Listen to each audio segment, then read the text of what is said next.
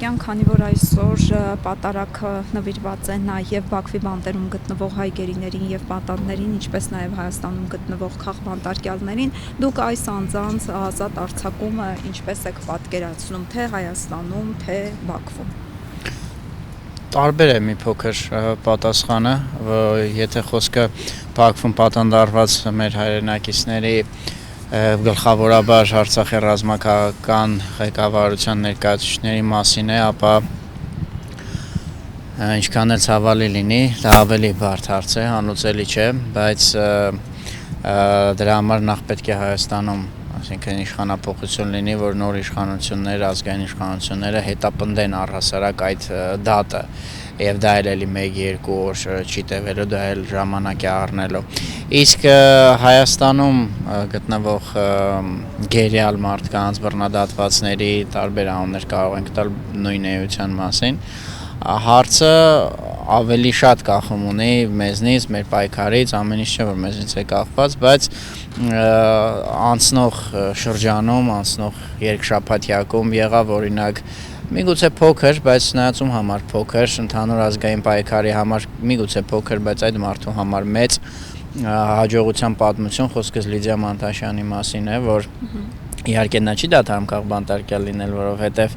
նախ նրան արդեն մեկ անգամ հալածել են քաղաքական մոտիվացվածությամբ եւ շարունակում են։ Պարզապես գործը դեռ կա, ուղղակի խափանման միջոցն է փոխվել,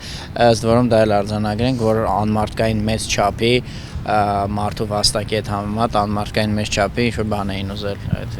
գրավային չահա, ապահովման միջոց։ Բայց ամեն դեպքում այս փոքրիկ հաջողության պատմությունը կա։ Իհարկե, եթե խոսում ենք մեր գերիալ arczepiskoposների մասին, ազգային բարերար Սամվել Կարապետյանի, ապա այստեղ հարցը բարդանում է նաև նրանով, որ այս անձինք ուղիղ Հայաստանի դեֆակտո իշխանությունների կողմից ուղիղ սահմանված են որպես թշնամի։ Իշխանություններն են այդպես սահմանել, ոչ Սամվել Կարապետյանն է ինքը վերկացել ասել դուք իմ թշնամին եք, չէ, ընդհակառակը հանդիպումներ են ունեցել Սամվել Կարապետյանը, Նիկոլ Փաշինյանը ժամանակին, կարծեմ 2020 թվականից հետո, այսինքն իշխանություններն են սկսել այդ։ Նույն կերպ եւ եկեղեցին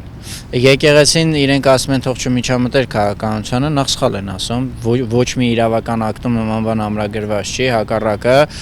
օրենքը երաշխավորում է բոլոր կրոնական կազմակերպությունների, հոգևոր սպասավորների եւ անդամների քաղաքական իրավունքները։ Սկսենք այդտեղից։ Երկրորդ ասում են թող չպահանջեր հրաժարականը, նախ էլի ինչի չպահանջեր, այսինքն հովվապետ է, կաթողիկոս է, ունի նաև անձնապես էլ ունի քաղաքական իրավունքներ եւ նաև պատասխանատվություն է կրում եկեղեցու առաջ, բայց այդ եկեղեցու մի ամբողջ թեմ դրել հանձնել եք։ Ինչի չպահանջեր, բայց անգամ այդ պահանջելուց հետո մենք գիտենք, որ եկեղեցին օրինակ վերցնենք Մյուրոնորներքի արարողությունը անցած տարվա մայր տաճարի վերահոսման եւ նաեւ բացման ըստ այդմ վերաբացման արարողությունը եկեղեցին այստեղ նույնիսկ իր հավատավոր հոտի առանձին անդամների կողմից չասեմ քննադատության, բայց անհասկացողության զգացմանը բախվելու գնով անգամ, բայց հրավերներ չէ ուղարկել Մյուրոնորներքին էլ, վերահոսմանն էլ, այսինքն այդ բոլոր քարոզչական ստերը, որ իրենք հորինում են, որ եկեղեցին պետական այրերի առաջ փակում է եկեղեցու դռները սուտ է, եկեղեցին չպիտի խառնվեր քաղաքականությանը, ոչ միտեղ նման բան գրած չի։ Հակառակը գրած է, որ պետական իշխանությունը չի կարող խառնվել կրոնական կազմակերպությունների գործերին, բայց ոչ հակառակը, որ կրոնական կազմակերպության անդամը քաղաքական իրավունքներից զրկված է։ Նման բան չկա։ Սրանք բոլորը դեհումանիզացնող բնույթի ստեր են, որ տարածվում են։ Նույնը Սամվել Կարապետյանի շուրջ, նույնը գերիալ ընդհանրապես 4 մեր arczepiskoposների մասին, նպատակը պարզ է, որ իրենք փորձեն կորզել այն ինչ որ կամաց կորցնում են, ժողովրդական աջակցություն, եթե չասենք, որ այն հին աջակցությունը լրիվ կորցրել են, իրենց բաների համար, այս տեսակ քաղաքականության համար։ Դրա համար գոնե պետք է այս ամեն ինչը հենց սկզբի համար կարողանանք բացատրել։ Նիկոլ Փաշինյանը ասում է կաթողիկոսը օտարերկրյա գործակալ է, նա ենթարկվում է օտարերկրացի լեյտենանտի։ Պարոն Էլբակյան, եթե նման բան կա, ինչու է Նիկոլ Փաշինյանը դրա մասին նոր հիշել։ Չէ՞ որ արդեն 7 տարուց ավել է նա է երկրի ղեկավարը։ Արձանագրենք, որ նման բան չկա, այո, հետո արդեն համաձայնեմ ձեր հարցի ոգու հետ։ Եվ ոչ միայն այդ այդ դատարկաբանությունը, այլ նաև մնացած հանիրավի, անհիմն եւ սրբապիղծ մեղադրանքները, որ մերկապահանոց կերպով հրապարակ են նետվում վեհապար Հայրապետի եւ մեր մնացյալ հոգեվոր այրերի հանդեպ, բոլորը անշուշտ սուտ են, բայց դուք ճիշտ եք ասում, որպեսզի մենք մեր բնակչության տարբեր շերտերի կարողանանք նաև այդ սուտ լինելը բացատրել, համոզել, այո, միշտ պետք է այդ հարցը տալ, բա ինչի հիմա, բա ինչի նոր հիշեցիք, բա ինչի դա համընկավ Շվեյցարիայում մի պաշտպանություն մեր պատանդարվածների, մեր գերիների, Արցախի դատի, արցախցիների վերադարձի իրավունքի կաթողիկոսի ելույթից հետո։ Ինչի դա համընկավ Փաշազադեի հայտարարությունների հետ, որ հայոց եկեղեցին այսպես համամոլորակային մի սպառնալիք է ներկայացնում։ Ինչի են Փաշազադեի հայտարարությունները եւ Հայաստանի դե ֆակտո պարագլխի հայտարարությունները այսպես հիմա մոդայիկ բանա, չէ, այդ այսպես ասած արհեստական բանականություն է։ Այդ տեքստերը որ տաս, ասես ըստ քեզ նույն մարդն է ասել, թե տարբեր մարդիկ, կասի ես վերլուծեցի եւ 90% հավանականությամբ նույն մարդն է ասել, բա ինչ է այդպես լինում։ Այ ճիշտ եք ասում, այդ տեսանկյունից կարելի է այդ հարցը հղել, որ ինչ ես հիմա հիշել առասարակ դրա մասին, անկախ նրանից ասածը ճիշտ է, սուտ է, ինչ է, ինչ ես առասարակ դրա մասին հիշել հիմա։ Բայց այն որ դե այդ ասածները բոլորը, այսինքն հնարանք են, ես ձեզ ասեմ էլի, բոլոր տեսակի բռնապետական բաները, ռեժիմները ունեն մի քանի բանալի բառեր, որոնցով փորձում են իրենց ընկալմամբ քաղաքական հակառակորդներից, ես հատուկ եմ շեշտում, որտեղ եկեղեցին փորձել ներքաշել քաղաքական պայքարի մեջ անում են իրենք։ Եկեղեցին չի գլխակորույս նետվել քաղաքական պայքարի մեջ։ Բոլոր տեսակի բռնապետականությունները մի քանի բառեր կան բանալի, որ դրանցով դու փորձում ես մարդկանց մոբիլիզացնել ինչ-որ ատելի թշնամական կերպարի շուրջ։ Դա կարա լինի, ասենք, ժողովրդի թշնամի, Սովետի ժամանակ ասում էին դրա հերը բանա, ժողովրդի թշնամի է։ Դա կարա լինի օրինակ կոլաբորանտ, դա կարա լինի միջազգային, ասենք, բանկերության սպասարկու եւ ամենատարածվածներից մեկը թերևս հատկապես մեր օրյա աշխարհում օտարերկրյա գործակալն է։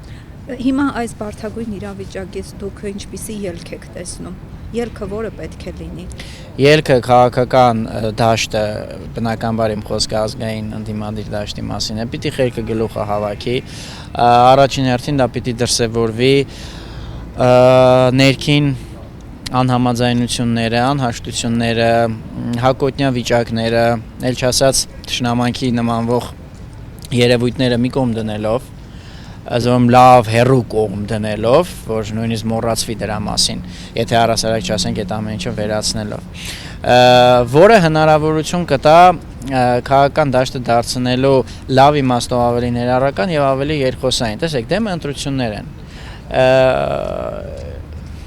Դեմը ընտրություններ են անկախ մեր կամքից, դրանք կլինեն հերթական թե արտահերթ, դա փաստ է, որ դեմը ընտրություններ են։ Եվ ամբողջ քաղաքական դաշտը մեծ հաշվով դրան պատրաստվում է, կամ այսպես ասեմ, գոնե ինձ հայտնի չի մի ուժ, որ այսօրվանից ինքնաբացարկ է հայտնել, ասել ես չեմ մասնակցելու մամայի արել։ Հետևաբար, եթե փորձ է արվելու ընտրական ճանապարհով ձերբազատվել այս վիճակից, այս հայտարարությունից, ապա դա ունի որոշակի կանոններ։ Ընդդիմության, ինչպես ասացի, ներսում չպիտի լինեն հակոտնյա բաներ եւ ընդդիմությունը պիտի կարողանա դաշտի ավելի փոքր, ավելի մինորիտար խմբերին ինչ որ կերպ ներառել, քաջալերել, խրախուսել, ներգրավել, որպեսզի մենք ընտրությունների գնանք ոչ թե 2021 թվականի պես 24, կարծեմ 24 հատ բան կար, ոնց որ ոչ թե ընտրապայքար լիներ ռեստորանի մենյու, այլ ոչ թե այդպես 24 հատով գնանք, այլ գոնե ազգային ընդդիմադիր դաշտը խմբավորված լինի 2-3 հիմնական բևեռների մեջ։ Առանց այն էլ իշխանությունը ունենալու է իր, եթե օտար բառից թարգմանեմ, հարամչի, երևի տենց ասեմ, ունենալու է հարամչի ուժեր, որոնք հատուկ նետվելու են